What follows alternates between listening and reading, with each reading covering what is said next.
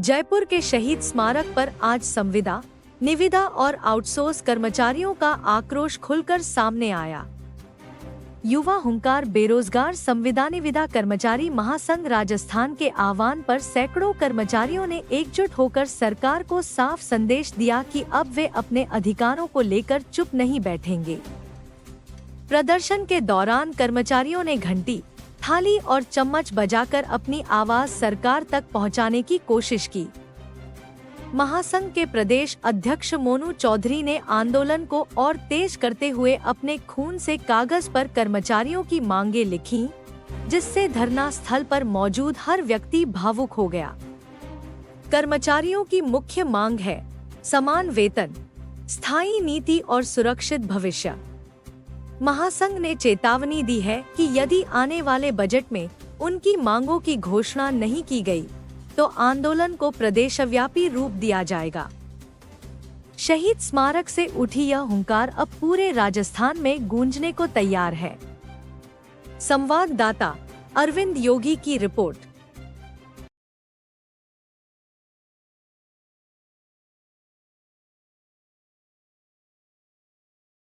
जिस तरह से देखा जा रहा है, संविदा कर्मियों को लेकर आज एक है ना जो धरना प्रदर्शन देखने को मिल रहा है, जो शहीद स्मारक पे जो ठेका प्रथा जो चल रही है, जो सभी विभागों में चल रही है, जिसको लेके आज ये है ना जो धरना प्रदर्शन कर रहे हैं, क्योंकि इनकी तनख्वाह इतनी कम है कि अपने बच्चों का पेट भी नहीं पाल सकते हैं।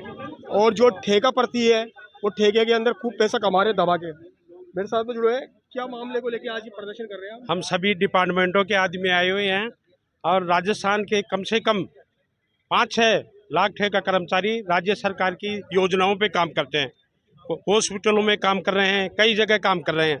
और हम इन विधानसभा में चल रही है उनमें पर्सन लगा के आए हैं। मैं तो ये देख रहा हूँ जो ये हम लोग जो ये विधायक चुन के बेचते हैं, जो हमारा हाथ का पानी नहीं पीते, हमारी आवाज़ क्यों नहीं उठाते हो?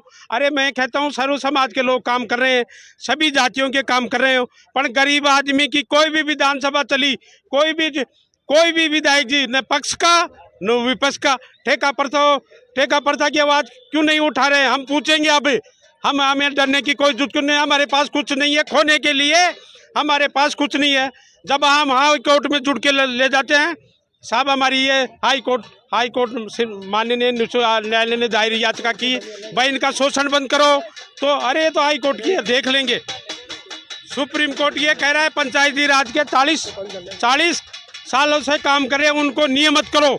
मैंने जोगाराम जी IAS उनको दिए हैं, पर वो देखेंगे कर रहा हूँ।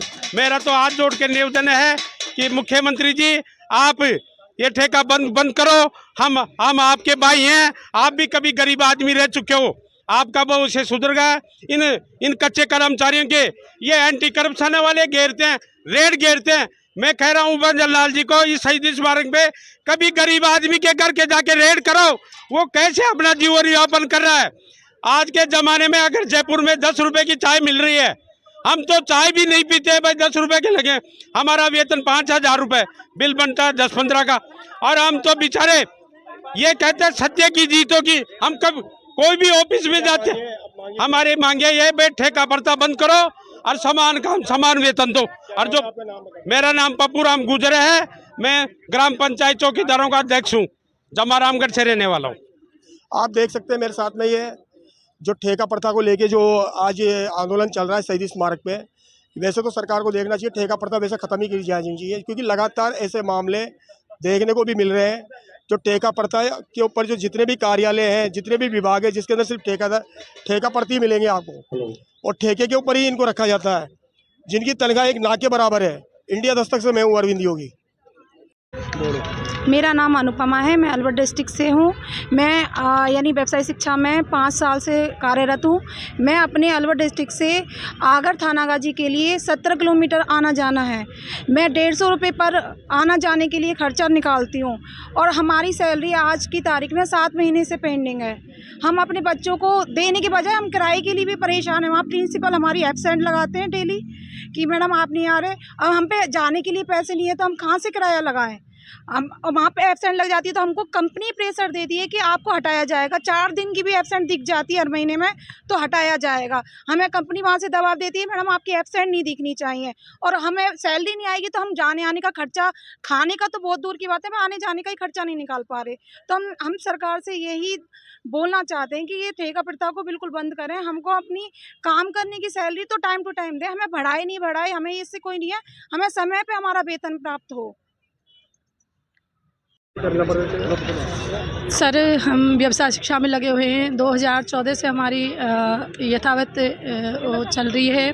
स्किल डेवलपमेंट के तहत ये जो हमारे प्रधानमंत्री जी थे उनकी एक योजना थी कि सबके लिए रोज़गार। अगर हम हमारे छोटे बच्चों मतलब हम 6 क्लास से ही था उनका, पर वो नहीं चला पाए 6 से, अब उन्होंने 9 से चल रहा है, ये 9 से 12 तक का। तो हम 9 से 12 तक के बच्चों को स्किल के लिए तैयार करते हैं। पर सर हमारी जो मुख्य मांगे हैं वो मांगे ये हैं कि हमसे 8 से 10-10 और 12-12 महीने हमारे बिना सैलरी को हो जाते हैं, और हमें हमारा जीवन यापन करने के लिए इतनी विकट समस्याएं। सबसे दूसरी बात यह है कि हमें हमें हमारी जो जॉइनिंग है वो 300-400 किलोमीटर दूर है, ना हम घर पे हैं हमारे पे। अब बताओ ऐसी स्थिति में हमारा जीवन यापन हम कैसे करें। और कभी भी हमें किसी भी स्थिति में जैसे भी ना हमें कोई छुट्टियां मिलती है ना कुछ मिलती है। अगर हम 2-4-5 छुट्टियां कर लेते हैं तो हमें तुरंत नोटिस दिया जाता है। क्या हम बीमार नहीं हो सकते हैं? क्या हमारे कोई जो पारिवारिक जो भी समस्याएं हो, क्या हमारे पारिवारिक समस्या नहीं आती है? सर हमें प्लेसमेंट के ठेका जी। क्या मांग रखोगी सरकार से? मैं सरकार से यही मांग रखी हूँ। सबसे पहले तो मेरी मांग ये है, या तो इसको अच्छी तरह से चलाएं और नहीं तो इसको बंद कर दें। बिल्कुल सर, हम बिल्कुल नहीं चाहते हैं कि हमारी तरह से किसी और लोगों का भी शोषण हो।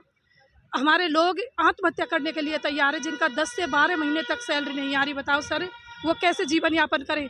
महिलाएं घर से निकल गई हैं सर, घर की इतनी समस्याएं होती है। पति कहते हैं कि तुम्हारे पास तनख्वाह होगी ना तुम्हारी। हम कैसे कहें कि हमारी तनख्वाह नहीं आ रही? तो तनख्वाह नहीं आ रही तो आप क्यों काम कर रहे हो? और सर ये बताइए हमें, हम 2014 से लगे हुए हैं, क्या हम ये नौकरी छोड़ के कैसे जाएं? अब हम जाएँ कहाँ? कौन से विभाग में हो? सर हम शिक्षा विभाग में हैं जी। मेरा नाम है मंजू चौधरी। आप क्या बोलोगे इसके बारे में? मैं यही बोलना चाहूँगी सरकार से कि व्यवसाय शिक्षा को एक निरंतर रूप से चलाए तो अच्छी तरह ढंग से चलाएं। और जो हमारी सैलरी नहीं आती है तो हम बिना सैलरी के कैसे स्कूल जाएं?